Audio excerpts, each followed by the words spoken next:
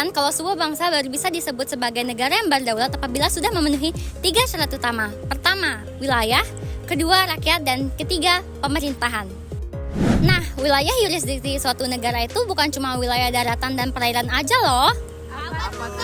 Ada yang namanya wilayah udara. Nah, sebagai wilayah teritorial sebuah negara, ruang udara itu juga harus dijaga loh, nggak kalah sama wilayah daratan dan wilayah perairan lainnya. Nah, di Indonesia sendiri ada nih badan yang bertugas khusus untuk menjaga keamanan ruang udara. Tahu kenapa? Tahu. Yap, benar, TNI Angkatan Udara. Kalian pernah dengar nggak istilah? Nah, istilah itu artinya adalah tiap negara yang memiliki tanah, dia juga memiliki hak atas udara dan isi bumi di bagian bawah dari negara tersebut. Istilah itu sendiri merupakan adalah adagium Romawi yang digunakan pada Perjanjian Paris tahun 1919. Nah, Perjanjian Paris itu sendiri adalah perjanjian di mana negara-negara di muka bumi ini sepakat bahwasanya setiap negara itu memiliki hak atas ruang udara di atas yurisdiksinya. Nah, karena wilayah udara itu juga merupakan wilayah yurisdiksi suatu negara, jadi suatu negara itu bebas gitu untuk mengatur dan menjaga ruang udaranya seperti halnya dengan wilayah daratan dan perairan lain. Nah, tapi ada hal yang menarik nih. Meskipun wilayah udara itu merupakan wilayah yurisdiksi suatu negara, tapi masih belum ada nih kesepakatan internasional yang menyatakan seberapa tinggi wilayah udara suatu negara itu. Jadinya wilayah udara suatu negara dengan negara yang lainnya itu bisa berbeda-beda. Gimana ya kalau misalnya wilayah suatu negara berdekatan dengan wilayah perbatasan negara lain? Gimana mereka mengatur perbatasan dari wilayah udara mereka? Kita ambil contoh negara Malaysia dan negara Indonesia di Pulau Kalimantan. Gimana ya mereka mengatur kebesaran dari wilayah udaranya mereka itu? Nah, jadi hukum udara itu dia punya peranan penting tahu di konflik ini. Jadi kamu tahu nggak hukum udara itu apa? Nggak tahu lagi. Nah, jadi saya jelasin ke kamu dulu nih biar kamu ngerti. Jadi hukum udara itu adalah suatu kumpulan aturan yang mengatur penerbangan dan segala sesuatu yang berhubungan dengan udara. Contohnya kayak pesawat, terus kecepatan udara. Tahu nggak? Nggak tahu. Nah, jadi saya jelasin ke kamu kayak gitu biar kamu tahu ya. Oh, oke deh. Makasih ya. Iya, sama-sama. Nah, jadi kan tadi saya udah jelasin tuh hukum udara ke Atira. Sekarang saya jelasin lebih rinci lagi. Jadi, ternyata dalam hukum udara itu, dalam mengatur penerbangan komersil, ternyata sudah ada nih yang mengatur untuk menjaga atau mencegah terjadinya insiden antar penerbangan yang satu dan yang lainnya. Nah, tugas tersebut merupakan tugas dari Air Traffic Control atau yang biasa disebut dengan ATC. Nah, ATC ini merupakan bagian dari Flight Information Region. Nah, kemudian peraturan hukum internasional lain yang mengatur tentang FIR ini atau Flight Information Region ini ternyata terdapat di Aneks 11 dari Konvensi Chicago 1944. Nah, tadi kan udah saya sebutin tuh tentang Aneks 11. Saya jelasin lagi nih. Ternyata dari Aneks 11 ini kemudian mengorganisir ruang udara di berbagai belahan dunia yang kemudian dibagi menjadi rangkaian FIR atau Flight Information Region yang di dalamnya terbagi menjadi 3 fungsi. Seperti yang saya sudah katakan tadi, yang pertama itu adalah Air Traffic Control atau ATC, kemudian yang kedua ada Flight Information Service, dan yang ketiga adalah Altering Service. Nah, tadi kan saya sudah singgung juga tuh tentang Konvensi Chicago tahun 1944. Nah, ternyata ada lagi nih hukum yang mengatur tentang udara dari Konvensi Chicago 1944. Ternyata hukum udara yang mengatur itu ada di Konvensi Chicago 1944 pasal 1. Nah, pasal 1 ini dia berbunyi bahwa setiap negara yang ada mempunyai kendali penuh dan eksklusif atas wilayah udara di atas wilayah negaranya. Jadi seperti itu, teman-teman. Nah, tadi kan teman saya Atira sempat dia sebutin tuh tentang kalimat Romawi. Nah, kali ini saya mau jelasin apa dari arti kalimat Romawi tersebut. Ternyata kalimat Romawi ini dia terdapat nih di konsep kedaulatan udara yang terdapat di Adagium Hukum Romawi. Artinya, siapapun yang memiliki tanah memiliki hak atasnya sampai ke langit dan bintang-bintang. Seperti itu, teman-teman. Wah, ternyata setelah jelasin tadi, ternyata hukum udara itu dia agak kompleks ya teman-teman. Tapi teman-teman paham kan apa yang saya jelasin? Nah, tapi dalam hukum udara itu ternyata ada loh tentang pengaturan yang mengatur tentang wilayah perbatasan udara yang gak kalah penting di hukum internasional. Untuk tahu lanjutannya, silakan tonton teman saya yang akan menjelaskan materinya. Terima kasih.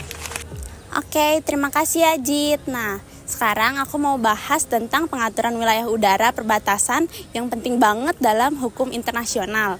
Nah, intinya tuh setiap negara itu punya hak atas ruang udara di atas wilayahnya. Dan buat ngatur itu ada perjanjian penting kayak Konvensi Chicago 1944. Nah, salah satu alasan kenapa batas wilayah udara itu penting adalah supaya nggak ada saling klaim dan bikin ketegangan. Nah, kalau batasnya itu nggak jelas, bisa-bisa terjadi insiden penerbangan yang bikin keselamatan orang-orang tuh terancam. Nah, oleh karena itu, negara-negara itu harus duduk bareng dan bikin kesepakatan yang jelas. Nah, sekarang buat mengontrol penerbangan itu negara juga pakai teknologi canggih kayak radar dan satelit. Nah, radar itu bantu ngawasin jalur penerbangan. Sementara satelit itu bisa ngecek kawasan yang lebih luas. Dengan adanya teknologi ini tuh kontrol terhadap penerbangan itu bisa jadi lebih ketat.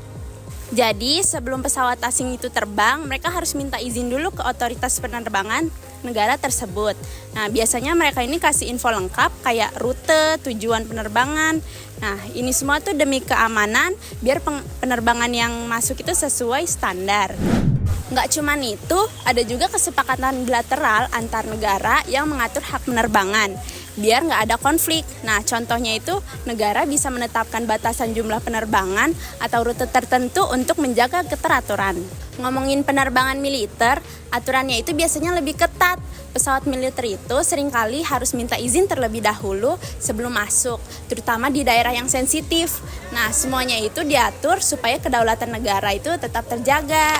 Jadi, jelaskan pengaturan wilayah udara itu penting biar semua penerbangan itu baik sipil maupun militer itu bisa berjalan aman dan teratur. Nah, dengan adanya aturan yang ada ini, diharapkan hubungan antar negara itu jadi bisa harmonis.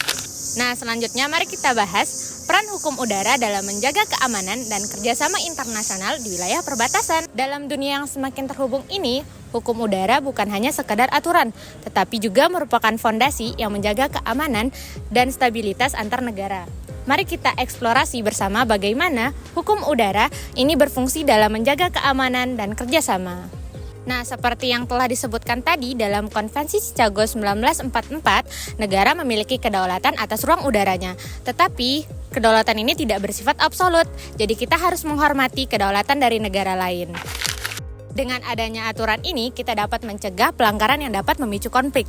Bayangkan, jika setiap negara menghormati ruang udara satu sama lain, maka akan lebih sedikit ketegangan dan lebih banyak kerjasama. Selanjutnya, mari kita bahas yurisdiksi. Dalam dunia penerbangan, pesawat seringkali melewati batas negara. Disinilah Konvensi Tokyo 1963 berperan penting. Konvensi ini memberikan yurisdiksi terhadap tindak pidana yang terjadi di dalam pesawat. Dengan adanya unifikasi yurisdiksi ini, kita dapat memastikan bahwa pelanggaran hukum tidak akan terlewatkan dan pelaku kejahatan akan diadili tidak peduli di mana mereka berada. Apakah kalian tahu bahwa ada 3 fungsi utama dalam peraturan layanan udara? Yang pertama yaitu Air Traffic Control, di mana layanan ini mengatur lalu lintas udara. Yang kedua ada Flight Information Service yang memberikan informasi penting kepada pilot. Dan yang ketiga itu ada Alerting Service yang memberikan peringatan jika terjadi masalah di dalam pesawat. Semua ini bertujuan untuk menjaga keselamatan selama penerbangan. Dengan sistem yang baik, kita dapat menghindari kecelakaan dan memastikan bahwa setiap penerbangan berjalan dengan aman. Selanjutnya, kita akan membahas perlindungan pada penerbangan sipil. Dengan adanya pasal 3 dalam BIS Konvensi Chicago 1944, negara-negara diharuskan untuk tidak menggunakan kekuatan terhadap pesawat sipil.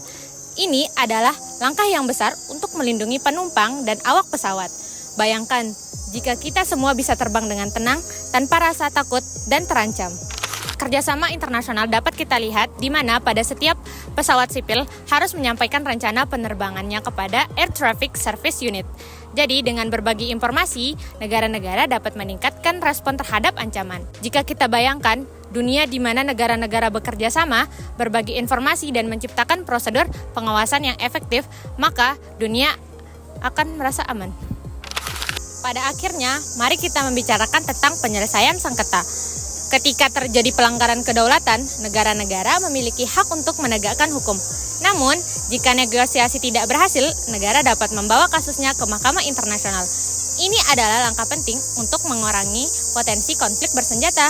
Dengan mekanisme ini, kita dapat menyelesaikan sengketa secara damai dan menjaga hubungan baik antar negara. Nah, kali ini kita akan masuk ke studi kasus. Studi kasus yang kami ambil ada pada kasus peraturan FIR antara Indonesia dengan Singapura. Nah, sebelum masuk lebih jauh lagi ke kasus ini, apa sih FIR itu? FIR ini singkatan dari Flight Information Region yang merupakan wilayah udara yang menyediakan sistem navigasi udara yang berfungsi untuk memastikan keselamatan dan juga efisiensi penerbangan. For your information, jadi FIR ini dasarnya dari Konvensi Chicago pada tahun 1944 yang ada di Aneks 11 yang di dalamnya mengatur tentang Air Traffic Service. Nah, dasar penentuan wilayah FIR ini bergantung pada pertimbangan batas-batas geografis suatu negara.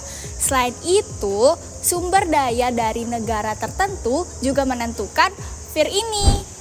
Nah, kembali ke kasus ini bermula saat FIR Indonesia didelegasikan ke Singapura. Lebih tepatnya wilayah di atas Kepulauan Riau dan Natuna. Pastinya Indonesia sudah berupaya untuk mengambil alih FIR wilayahnya bahkan sejak tahun 1990 dan terus berlanjut hingga tahun 2022 yang dimana Indonesia dan Singapura melakukan perjanjian bilateral terkait penyesuaian batas wilayah udara khususnya di atas Kepulauan Riau dan juga Natuna. Meskipun sudah diadakan perjanjian tersebut, Singapura masih memiliki kontrol dari sebagian kawasan udara yang ada di Indonesia, yang dimana menimbulkan berbagai dampak bagi kedaulatan Indonesia. Maka dari kasus tersebut, hukum udara ini mengambil peran penting dalam menjaga kedaulatan negara.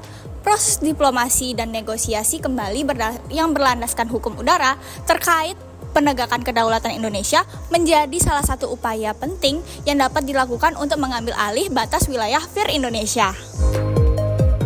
Nah, dari pembahasan sebelumnya, kita bisa ngambil apa nih inti dari pembahasan itu? Nah, dari pembahasan sebelumnya kita bisa ambil kesimpulan bahwa hukum udara internasional penting untuk menjaga kedaulatan, keamanan, dan kerjasama antar negara, terutama di wilayah perbatasan. Berdasarkan Konvensi Chicago 1944, setiap negara berhak penuh atas ruang udara di atas wilayahnya. Namun, batas wilayah udara sering tidak jelas, sehingga diperlukannya aturan negosiasi dan teknologi seperti radar untuk mencegah konflik. Nah, hukum udara juga mendukung kerjasama internasional melalui perjanjian penerbangan dan prosedur pengawasan.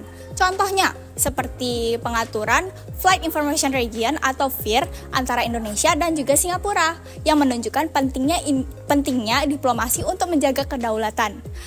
Secara keseluruhan berarti hukum udara itu membantu mengatur penerbangan, melindungi wilayah negara, dan juga menciptakan stabilitas di kawasan perbatasan. Nah, itu saja pembahasan dari kelompok kami mengenai ruang udara dan hukum udara di wilayah perbatasan. Nah, tapi sebelum berakhirnya video, kami ada pantun buat kalian. Apa tuh? Bunga selasih di perempatan. Cakep. Ada petani, anaknya pingsan. Cakep. Terima kasih sudah diberi kesempatan. Semoga presentasi ini membawa kesan. Bye-bye. Bye-bye.